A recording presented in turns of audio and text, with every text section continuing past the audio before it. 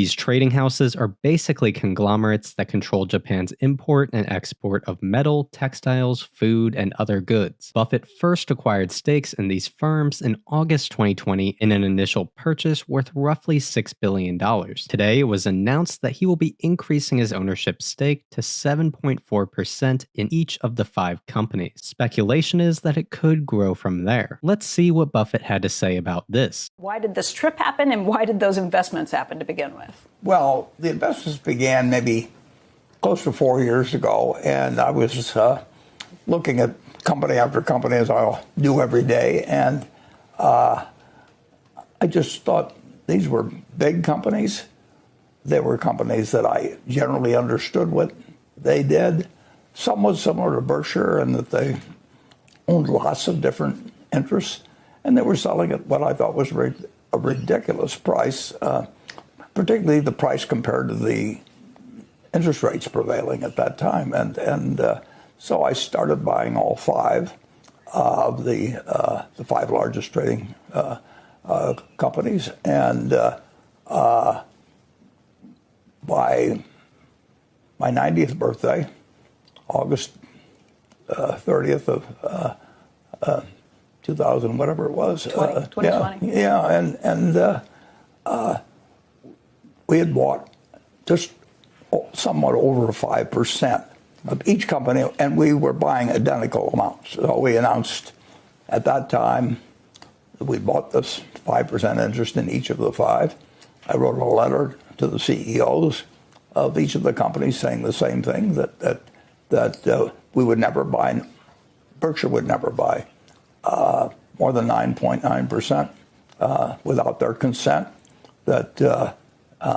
And that was my word. It was Berkshire Hathaway's word, and they all welcomed us in, and their results have exceeded our expectations since we purchased the group. I think their dividends on average have gone up 70% or something like that, and we now own 7.4% of each of the companies, and I just Greg and I together, we wanted to come over and talk to them, and so we got on a NetJets plane and plug and flew over, and we have had a terrific time meeting each of the 5 sequentially over the last 2 days, and it's been fascinating. And we feel even better about what we couldn't feel better about the investment. It's worked out very well so far, but we'll be in these stocks 10, 20 years. I mean, we weren't buying with the idea they go next week, next month, next year. Buffett clearly views his initial investment as a success, citing that the dividends paid have grown 70% since opening his position. In the following clip, Buffett and future CEO Greg Abel discuss how this deal has the potential to grow into a larger partnership long term. Additionally, Buffett adds more context about why they were a great investment opportunity. We've clearly made it each time we've met with them, we said we very much like the core investment, but to the extent they can identify an incremental opportunity that we could do with any of the 5 companies, we would very much evaluate it quickly. And Warren highlighted the bigger the better, and that he'll answer the phone on the first ring.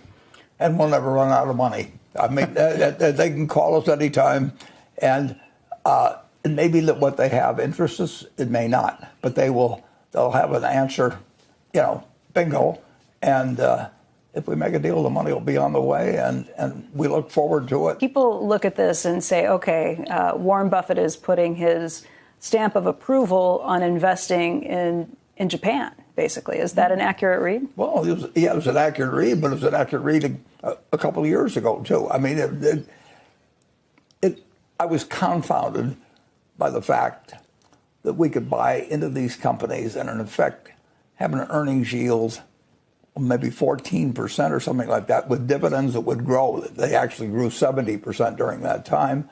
And the people were investing their money at 0.25% or nothing.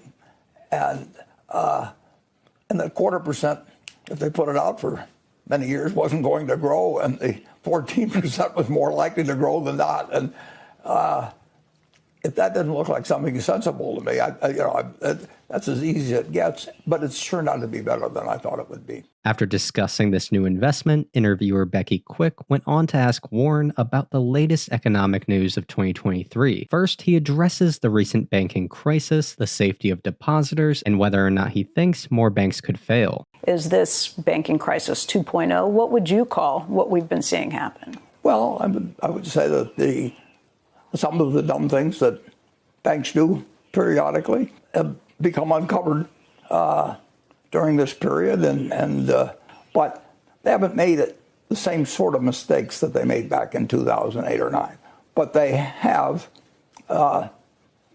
mismatched assets and liabilities, and bankers have been tempted to do that forever, and every now and then it bites them in a big way. It's happened before. It's happened this time. It'll happen again someday. Are we through the banking crisis at this point? Well, we're not through with bank failures, but we are through the depositor. The depositors haven't had a crisis. The owners of banks may have lost a hell of a lot of money. The people who bought the debt of the holding company, they may lose a lot of money. They can lose a lot of money, but the depositors aren't. And so you don't need to turn a dumb decision by managers into panicking the whole citizenry of the United States about something they don't need to be panicked about. It's important that banks retain the confidence of the public, and they can lose it, in seconds. The FDIC is in effect, a very peculiar mutual insurance operation that is run by the government but is financed by the banks. And FDIC had $120 billion or so at the start of the year, and that's all money that banks have paid in, less what the FDIC has had to pay out on losses. If the FDIC has to pay out $250 billion this time or $300 billion, they just assess the banks more, and they don't do it in a very business-like manner because the public has the impression that the FDIC is the United States government and that so on. And of course, they do appoint the people, but the costs of the FDIC, including the cost of their employees and everything else, is borne by the bank. It's incredibly important that your banking system run well in the country. It just isn't going to work unless you have a banking system that works, and you don't want them to create periodic crises unnecessarily.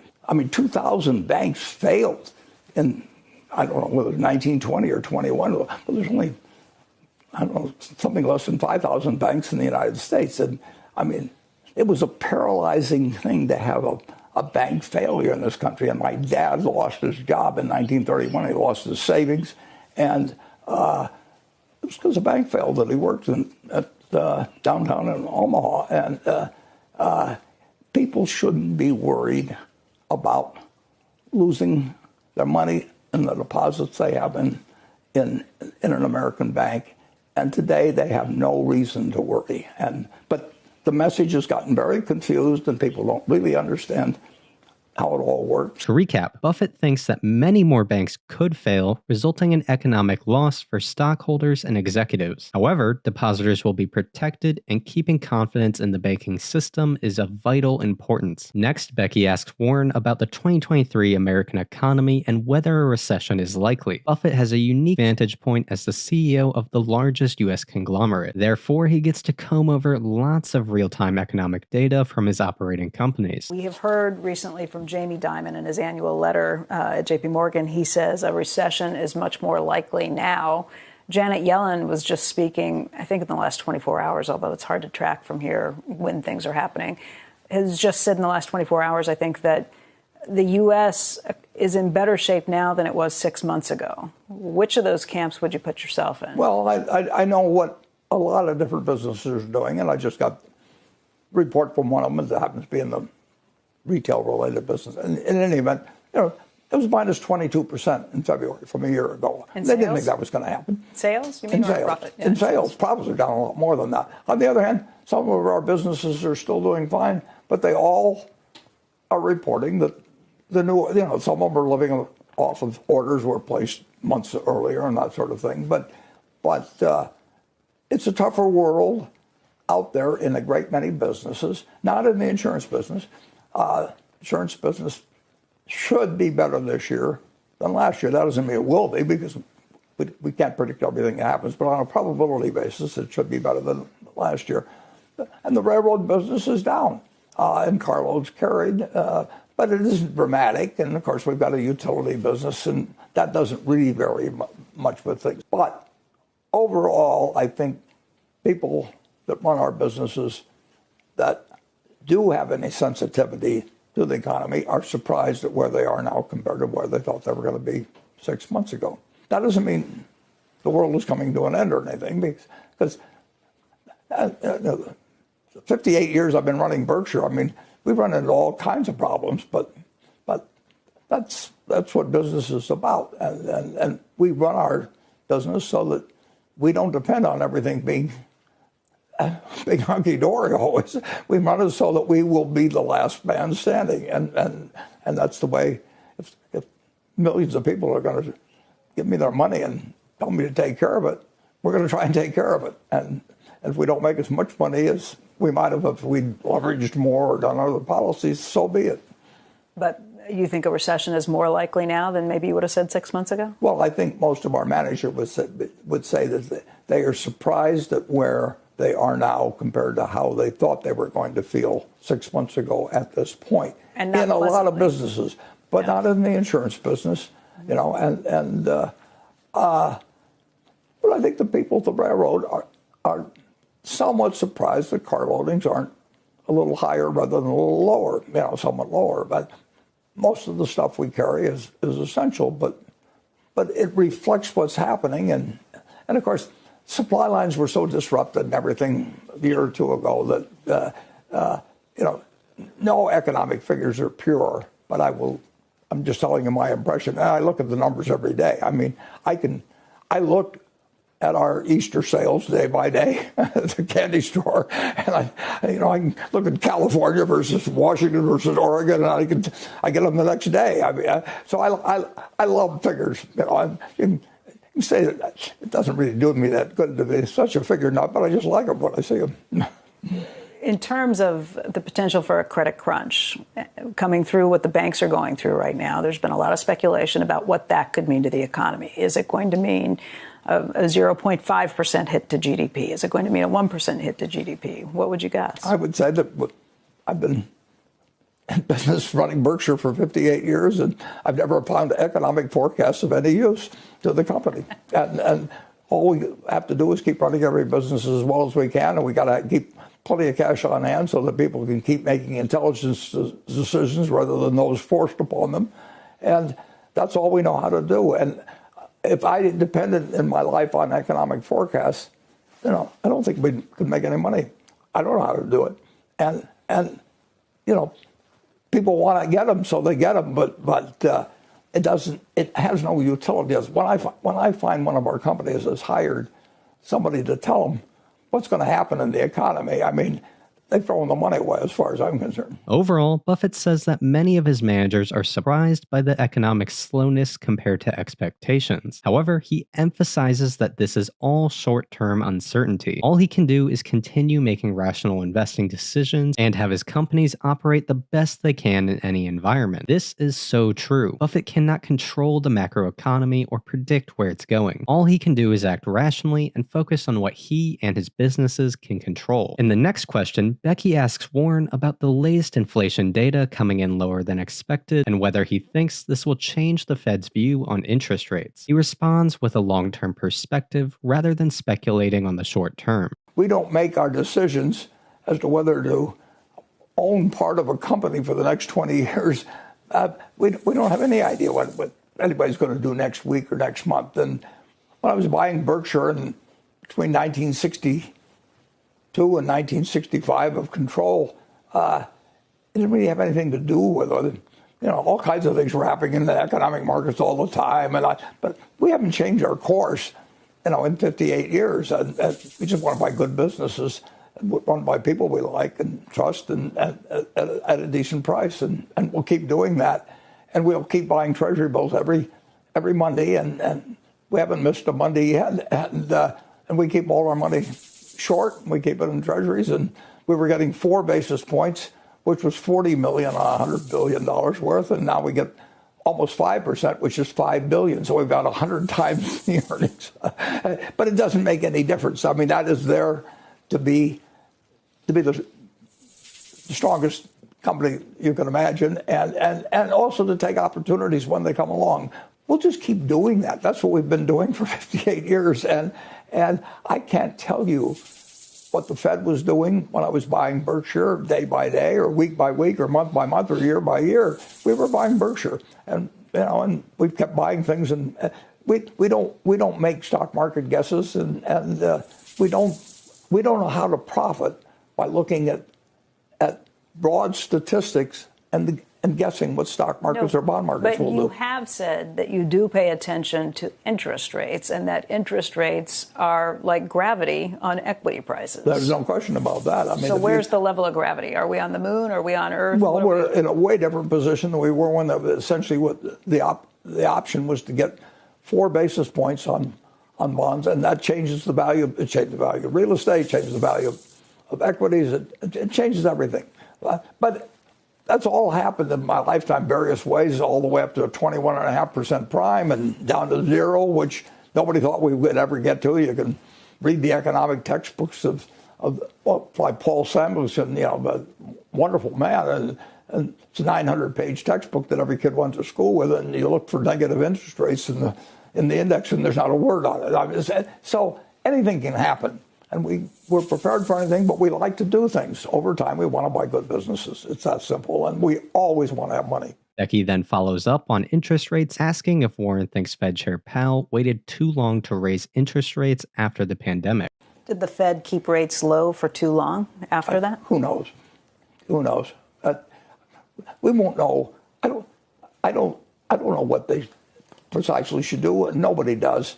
And they follow conventional wisdom and all of that, and sometimes it works out and sometimes it doesn't. But since 1942, we've made all kinds of mistakes in this country, and we'll continue to make them. But somehow the system works pretty damn well. I'd rather own stocks than bonds over many years. I'd rather own part of America than try to squirrel my money away somehow. Other place I thought, maybe in Switzerland, Credit Suisse or something like that. I've been in a golden age ever since I was born. The GDP per capita is up like 6-fold or 7-fold in one person's lifetime. There's never been anything like that in the history of mankind. And so, we love to complain about wherever we are, but most people don't work on Saturdays and don't work on Sundays, and when I was a kid, everybody worked on Saturdays. The